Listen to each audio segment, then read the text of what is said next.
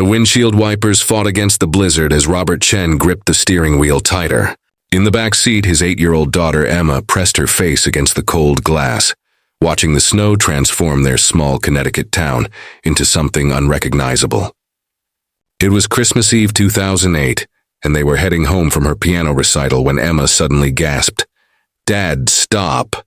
There's someone out there!" Robert squinted through the wall of white and saw nothing but the furious dance of snowflakes in his headlights. "Sweetheart, we need to get home.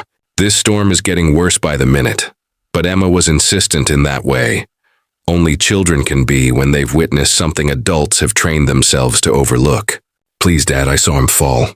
He's right there by that bench." Against his better judgment, Robert slowed the car. His daughter had always possessed an unusual sensitivity to others' suffering. It was both her greatest strength and what worried him most about her future. The world could be cruel to people who felt too deeply. Then he saw it too. A dark shape crumpled beside the bus stop, barely visible through the driving snow. Robert pulled over and told Emma to stay in the car with the heater running. He stepped into the biting wind and immediately understood why the figure had collapsed. The temperature had dropped to near zero, and the wind chill made it feel even more dangerous. As he approached, he could see it was a man perhaps in his 50s wearing clothes far too thin for this weather. His lips were blue and he was shaking violently.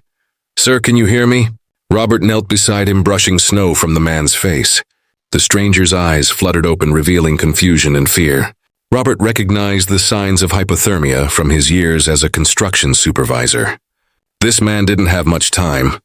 The man tried to speak, but his words came out slurred and barely coherent. Robert made a quick decision. He couldn't leave him here to die, and an ambulance might not make it through these roads in time. He half-carried, half-dragged the stranger to his car and settled him in the front passenger seat. Emma leaned forward with wide, concerned eyes. "Is he going to be okay, Dad?" "I hope so, honey. We're taking him to the hospital." But as Robert started driving, he realized the main roads were becoming impassable. Trees had fallen across intersections and abandoned cars dotted the landscape like obstacles in some twisted game. His phone showed no signal.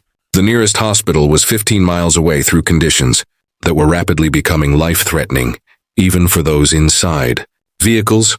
Robert made another choice that would ripple through time in ways he could never imagine. He turned toward home instead. Their house was only 2 miles away, and he knew these back roads better than anyone. He could get the man warm and stable, then reassess once the storm passed. At home, Robert and Emma worked together.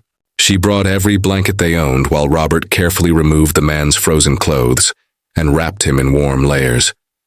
Emma heated soup on the stove like she'd seen her mother do before cancer had taken her 2 years earlier. That loss had forged an unusual bond between father and daughter, built on quiet strength and unwavering care for each other. The stranger drifted in and out of consciousness throughout the night. Robert stayed awake monitoring him while Emma slept on the couch nearby, refusing to go to her room. By morning, the man's color had returned, and his eyes opened with clarity for the first time. "Thank you." His voice was hoarse but genuine. "I thought I was going to die out there. My name is Michael Patterson." Over hot coffee, Michael explained his story. He was a cardiothoracic surgeon who had been visiting his mother at a nursing home across town when his car broke down. He'd tried to walk to find help, but the storm came faster than predicted. His phone had died, and he'd become disoriented in the whiteout conditions. If Emma hadn't seen him fall, he wouldn't have survived the night. Robert brushed off the gratitude. Anyone would have done the same. But Michael shook his head slowly, looking at Emma with something like wonder. No, not everyone would have stopped, especially not in that storm with a child in the car. You risk your own safety for a stranger. The roads cleared by late Christmas afternoon, and Michael left with promises to stay in touch. Robert didn't expect to hear from him again. People said things in moments of crisis that didn't always survive the return to normal life. But Michael sent a card that January and another at Easter. He called on Emma's birthday. A quiet friendship formed between the surgeon and the contractor, bound together by a single night, when ordinary kindness had meant everything.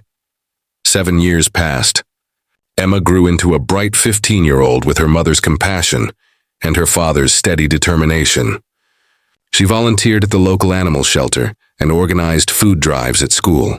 Robert watched her with pride tinged with the constant low-level worry that comes with single parenthood. Then one October afternoon, Emma collapsed during soccer practice. By the time Robert reached the hospital, his hands were shaking so badly he could barely sign the admission forms.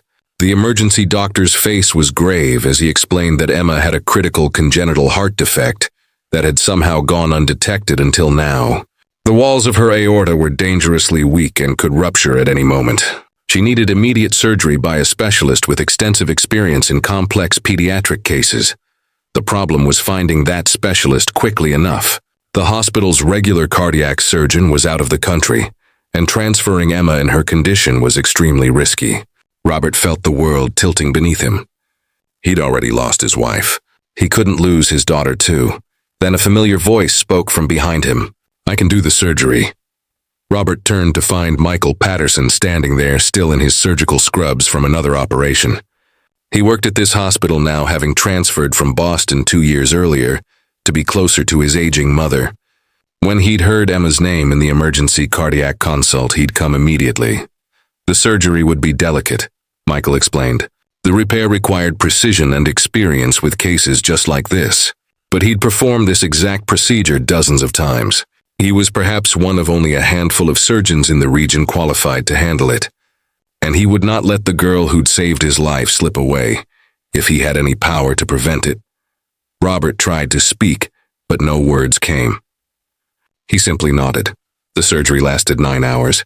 Robert wore a path in the waiting room carpet, remembering that Christmas Eve 7 years ago when Emma had begged him to stop the car. How easily he could have driven past. How close he'd come to telling her, "No, sweetheart, we can't help everyone."